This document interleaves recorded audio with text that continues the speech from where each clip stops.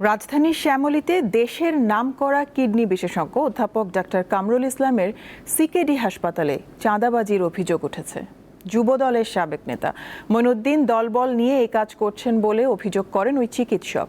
হাসপাতালটির ভেতরে বাইরে মঈন মব সৃষ্টি করেছেন বলেও অভিযোগ রয়েছে।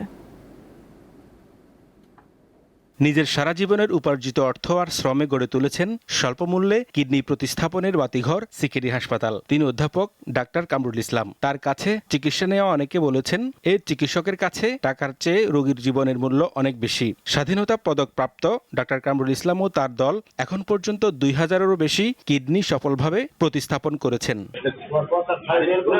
তার প্রতিষ্ঠানে এবার হানা দিল চাঁদাবাজ চক্র। অভিযোগ উঠেছে শুক্রবার রাতে রাজধানীর শ্যামলীতে অবস্থিত সিকেডি হাসপাতালে দলবল নিয়ে সাবেক যুবদল নেতা মঈনুদ্দিন চড়াও হন। দাবি করেন বড় অঙ্কের চাঁদা।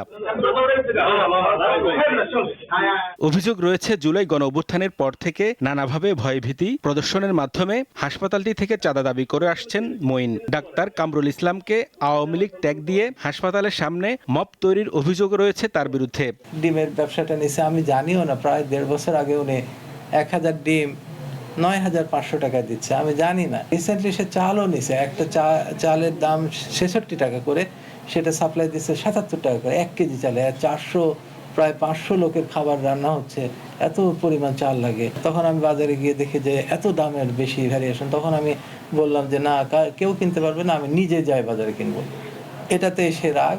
এখন কে ইনফরমেশন স্যারকে দিল, স্যার এটা কেন বন্ধ করলো, তাকে জিম্মি করো, তাকে আটকাও, তাকে এই করো, ভয় ভীতি দেখান, এই হচ্ছে এর ব্যাকগ্রাউন্ড। কোনো ডকুমেন্ট নাই, আননেসেসারি একটা যাত্রার নামে 5 লক্ষ টাকা ওর কাছে পায়, 10 লক্ষ টাকা এর কাছে পায়, এই ধরনের জিনিস বললে তো হবে না। তিনি বলেন, চাঁদাবাজির ঘটনা আইন শৃঙ্খলা রক্ষাকারী বাহিনীকে জানালেও কোনো ব্যবস্থা নেওয়া হয়নি। গত 29/3/2026 তারিখেও উনি এই হাসপাতালে এসে এক কর্মচারীকে হুমকি প্রদান ও উত্তেজনাপূর্ণ পরিবেশ তৈরি করে।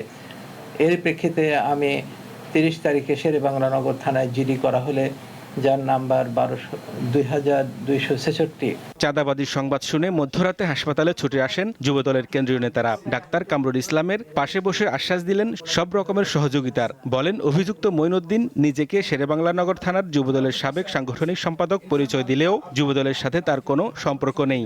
এরকম অনেক অভিযোগ আমরা 5 আগস্টের পর থেকে পেয়েছি, যেখানে দেখেছি কমপক্ষে 80% ঘটনা হচ্ছে এরকমের, যে সংগঠনের নাম ভাঙাচ্ছে, বাট আমাদের সংগঠনে তারা কেউ না। এই ক্ষেত্রে আমরা আইন প্রয়োগকারী সংস্থার ঊর্ধ্বতন কর্তৃপক্ষের সাথে কথা বলেছি, তারাও ইতিমধ্যে মাঠে নেমেছে। এই ঘটনায় মামলার প্রক্রিয়া চলছে বলে জানান শেরেবাংলা নগর থানার ভারপ্রাপ্ত কর্মকর্তা। মানবিক কাজের পথে এমন বাধা সৃষ্টি হলে দেশের চিকিৎসা ব্যবস্থা হুমকির মুখে পড়বে, এমনটাই মনে করছেন সচেতন মহল। তবে এখন দেখার বিষয়, প্রশাসন এই চাঁদাবাজ চক্রের বিরুদ্ধে কতটা কঠোর ব্যবস্থা নেয়।